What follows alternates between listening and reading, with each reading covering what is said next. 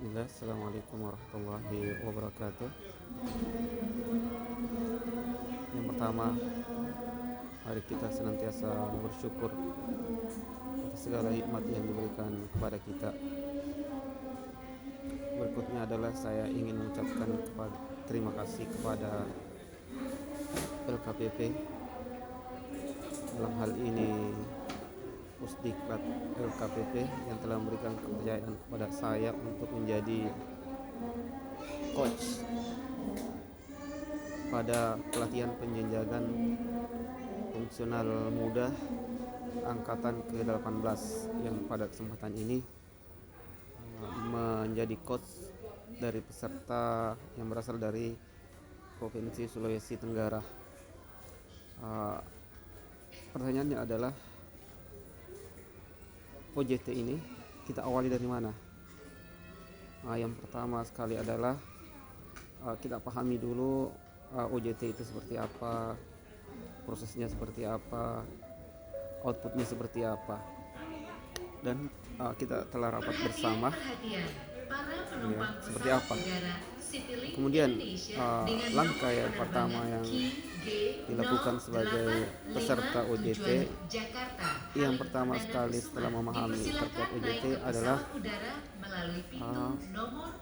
membuat daftar nominasi paket-paket pekerjaan yang sesuai dengan indikator-indikator pada tiap kompetensi. Seperti kita ketahui, ada 4 jenis kompetensi. Yang pertama adalah kompetensi terkait dengan perencanaan pengadaan, yaitu melakukan perencanaan, di mana ada 3 indikatornya. Indikator yang pertama adalah melakukan penyusunan spesifikasi teknis. Nah, begitu peserta diharapkan mampu menyusun spesifikasi teknis, maka akan digiring untuk bahwa spesifikasi teknis itu adanya di pekerjaan konstruksi, barang atau jasa lainnya. Yang kedua adalah mampu melakukan pekerjaan penyusunan kerangka acuan kerja. Nah, ini tentu akan digiring ke konsultan atau jasa konsultansi. Cuman spesifikasi teknis dan kerangka acuan kerja yang diharapkan di sini adalah pekerjaan yang berbasis masukan atau input, proses, dan keluaran atau output. Jadi pekerjaan yang ada proses di dalamnya, bukan langsung ada.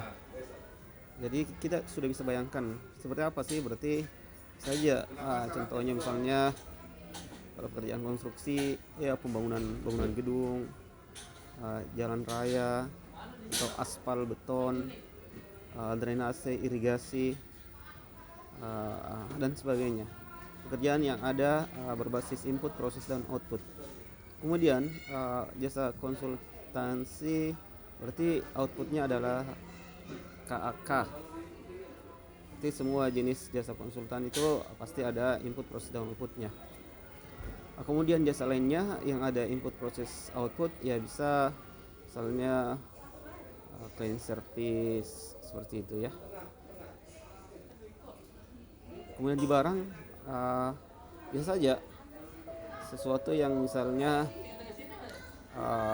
memerlukan proses, jadi pesan barang, setelah itu masih ada proses, seperti itu ya. Jadi bukan ada barang selesai pekerjaan, tetapi memerlukan proses lagi. Jadi tinggal kita pilih, ada nggak di instansi kita atau di daerah kita yang sesuai. Kemudian masih di jenis kompetensi melakukan perencanaan, itu terkait dengan penyusunan harga perkiraan. Oke, saya sudah belajari bahwa harga perkiraan itu ada penyusunan RAB yang akan menjadi pagu anggaran. Kemudian ada HPS yang menjadi acuan untuk pemilihan penyedia. Jadi kita perkirakan ada nggak pekerjaan yang diperlukan penyusunan perkiraan harga, ada perhitungan di dalamnya. Dan di sini dibatasi adalah untuk pekerjaan yang tidak kompleks. Artinya ketika indikator pertama tadi menyusun spek dan menyusun KK dapat, pasti nomor 2 juga bisa digunakan. Kemudian indikator yang ketiga mampu melakukan perumusan pemaketan dan cara pengadaan sesuai strategi pengadaan. Jadi seakan-akan di sini disuruh untuk melihat rencana pengadaan yang banyak itu, kemudian dipetakan dan seperti apa sih strategi pengadaannya, ya, berdasarkan cara pengadaan. Seperti itu jenis kompetensi melakukan perencanaan. Jadi kesimpulannya adalah untuk kompetensi pertama, cari pekerjaan konstruksi, barang atau jasa lainnya yang ada proses di dalamnya. Kemudian cari pekerjaan yang berbasis jasa konsultan, seperti itu. Ketika ini didapat, maka indikator 1, indikator 2, indikator 3 bisa. Kata kuncinya adalah bahwa pekerjaannya adalah tidak kompleks, seperti itu ya. Kemudian yang kedua adalah jenis kompetensi melakukan pemilihan. Di sini diusahakan mencari jenis paket pekerjaan yang bisa merangkum, bisa memenuhi ketujuh indikator keberhasilan. Pertama adalah bisa direview. Kita cari pekerjaan yang bisa direview. Yang kedua, cari paket yang ada di dalamnya pemberian penjelasan. Kemudian cari paket pekerjaan yang menggunakan sistem evaluasinya adalah harga terendah ambang batas, sistem nilai, penilaian biaya selama umur ekonomis, kualitas dan biaya, pagu anggaran dan biaya terendah. Ya, dicari bisa mewakili salah satunya. Kemudian cari yang ada penilaian kualifikasi. Kemudian cari paket yang ada sanggahannya, sebagus mungkin yang ada sanggahannya. Kemudian cari paket yang ada negosiasi teknis dan harga. Yang terakhir, cari paket sebanyak-banyaknya, kemudian menyusun daftar penyedianya.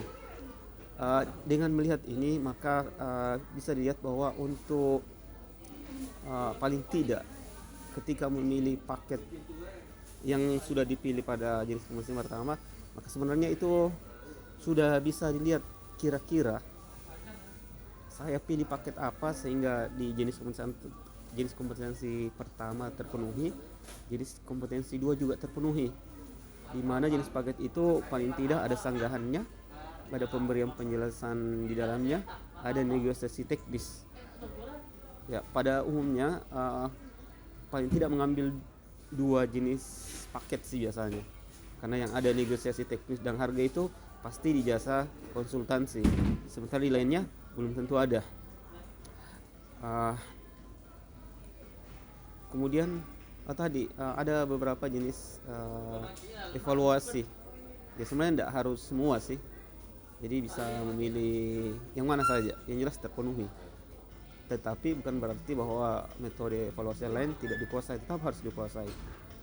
Kemudian yang ketiga adalah jenis kompetensi mengelola kontrak. Di sini sama, kita ketika memilih paket pekerjaan, kita berharap paket pekerjaan di jenis kompetensi 1, kompetensi 2 itu juga sudah mampu untuk menjawab indikator di jenis kompetensi mengelola kontrak. Apa ciri khasnya?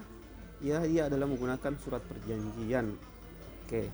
Jadi ketika tadi sudah memilih paket pekerjaan, misalnya pembangunan gedung, maka tentu mencari yang evaluasinya harga terendah ambang batas, kemudian nilainya adalah ya di atas 200 juta atau menggunakan surat perjanjian.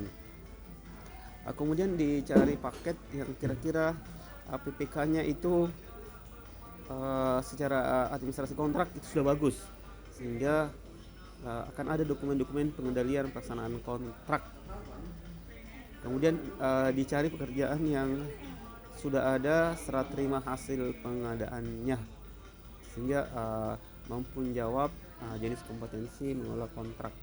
Dan yang terakhir adalah ini agak berbeda, jadi belum bisa tertutupi dengan objek yang dipilih di jenis kompetensi 1, 2, dan 3. Kenapa? Karena yang keempat ini adalah jenis kompetensi mengelola pengadaan barang jasa secara swakelola. Di sini fokusnya adalah swakelola itu ada pada proses atau pelaksanaannya telah ada standar atau pedomannya, kata kuncinya itu ya. Jadi swakelola yang dipilih ada standar atau pedomannya, sehingga kesimpulannya secara keseluruhan untuk 4 jenis kompetensi di level jenjang muda ya, ada paket pilihan, konstruksi, barang atau jasa lainnya, kemudian ditambah jasa konsultansi, kemudian menggunakan surat perjanjian, kemudian dicari paket yang ada legislasi teknis dan yang ada sanggahannya. Terakhir paket swakelola. Kemudian tips berikutnya adalah usahakan cari paket yang TPK-nya itu bisa diajak komunikasi dan terbuka untuk dimintai dokumen. Saya kira tahapan pertama yang harus dilakukan adalah ini, yaitu memiliki paket-paket nominasi untuk dicek apakah sesuai apa tidak dengan jenis kompetensi ini. Demikian untuk sementara. Apabila ada pertanyaan silakan ditanyakan. Barakallahu fiik untuk kita semua. Assalamualaikum warahmatullahi wabarakatuh.